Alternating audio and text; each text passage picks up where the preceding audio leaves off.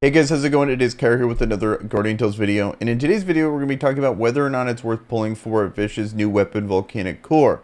And before we get in this video, if we can get a like on this video, that'd be awesome. Also, we're doing a giveaway here. I'm pretty behind it here on the giveaway sponsored by Cacao here as a content creator. So 5 gift codes are going to be given out. Just put code 907 in the comments down below, and in tomorrow's video I will release this on the Discord. So you got to be a member of the Discord as well, because there's a section for giveaways that I will announce it there. Also, as you can see behind me, the LD player, currently I can't get it to work for Guardian Tales. So on the phone here, so if I'm kind of looking down, that's why I'm going to be recording it on here and kind of putting it in post. So first thing, let's bring up the kit here and break down the changes here. And I think, just kind of as a spoiler, a quick TLDR, I think this is going to make her a great raid character, and we'll break all that down here in a moment. But before, Vish's pretty much Vish's only focus was arena, and you'd have to go a full mono fire team to use her, but she was pretty limited in other game modes because of how her auto attack work and making it teleport over there. So she would just kind of kill herself in Coliseum and wouldn't be able to provide enough damage and rating because she's providing an HP boost party skill. But now what's changed with her party skill is its skill damage and fire damage, which is fantastic and really fits with the fire theme there, and is actually going to increase damage so she can be used in more places. Also, we'll show how her auto attack changed so she's not putting herself in really vulnerable positions in other game modes where we can't control that character. So first thing, let's actually read her kit. We got Volcanic core here. On equipping this hero's ability, we'll change to fit the weapon. Party effects will change to fire type attack increase and skill damage increase. Normal attack will change to flame artillery. So that's where she's actually going to be attacking at range now instead of actually forcing herself to teleport to you. It does kind of remove the fun counterplay and skill of being able to use her correctly before. I think that's probably one of the funnest parts of her kit, especially in arena. In the other version of her, and then chain skill will change to fire bomb, and then the special ability will change to flame. So let's actually break all that down here. So let's look at her skills now. It all changes on her kit once you equip the weapon.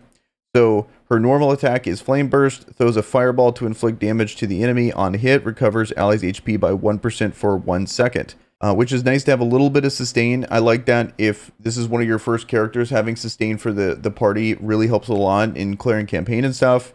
Dragon Shout, with the shout increases defense by 25% and nearby allies critical hit multiplier by 50% for 4 seconds. That's an insane ability, especially in a raiding environment, and being able to have that critical hit multiplier. Pretty much any character in the game that has something like that is pretty useful. Like Veronica, for example, is one that comes to mind.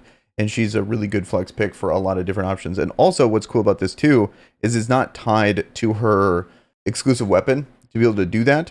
And it makes it to where she theoretically could be splashed around in other teams, but because of her party skill being a fire boost, probably not going to happen, but it's a potential option. Her weapon skill here concentrates flame in front of her to instantly deal damage, puts enemies in an injured state.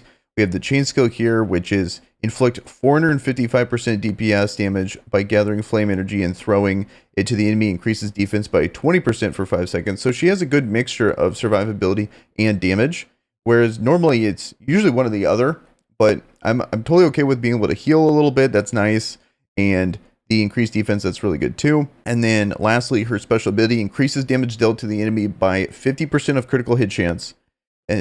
Dragon Shout additionally increases fire damage attack by 25% for 4 seconds. So that's one of the best, I think, special abilities for doing just raw DPS here in a special ability here for characters. So really good. You could just tell that this is all about making her an actual, DPS powerhouse. What I pulled up here is in my old guild here, they actually had these really good spreadsheets, and I was just kind of wondering if people have theory crafted team comps for the raiding environment for this character, and we got a couple options here. So I just want to shout out the Stun Guild here for making this great infographic breaking down the best teams in Guild Conquest. So as you can see in the fire section here against the Earth boss, that Vishuvac is going to be on both of these teams. So she's easily going to be a staple for ranged fire raiding teams. Let's break down exactly what these are. Okay, so this would be an example of this team comp here. Obviously you wouldn't have this weapon her main weapon here. And then for Nari, you would probably want an actual fire basket. I don't think I have an actual fire basket leveled up, but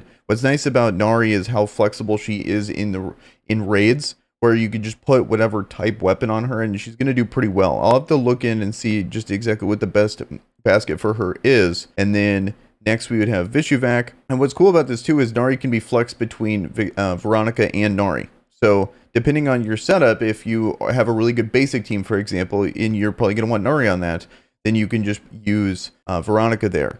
And then Clara would be the better option as the final spot, but this is all unique. And what's cool about this is that you could use Elvira as the final option here, and that would be a really good budget choice because she is a pretty good raid character and she's a rare hero, so that would help a ton in making this team comp pretty viable without having to use too many resources. So great options here for a raiding team in the fire. So it's also kind of cool now that we actually have a ranged fire team. It's finally here. I remember, I was playing this game a lot, that just wasn't an option, and now we're finally seeing it with the addition of Vishuvac being in this game. And then here, let's just save this for now. And then what I wanted to do too is we can run through the different game modes to see if we see in the top list of any of these teams.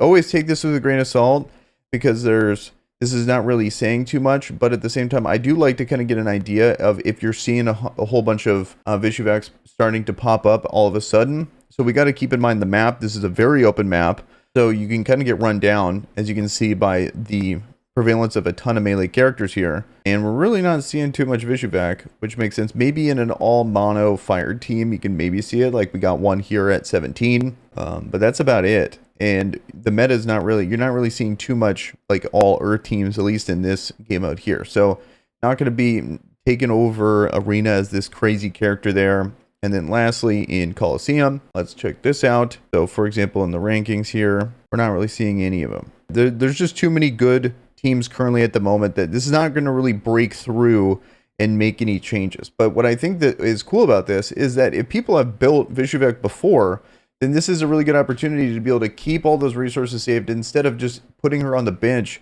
Now you can just get a weapon. Even though weapons are some of the hardest things to possibly get in this game, still it's nice to have all of those resources that potentially feel like a waste for people, even though she's a fun character to play. And if you go mono fire, she's still pretty solid here in arena. It's obviously not at the very top, but still very good.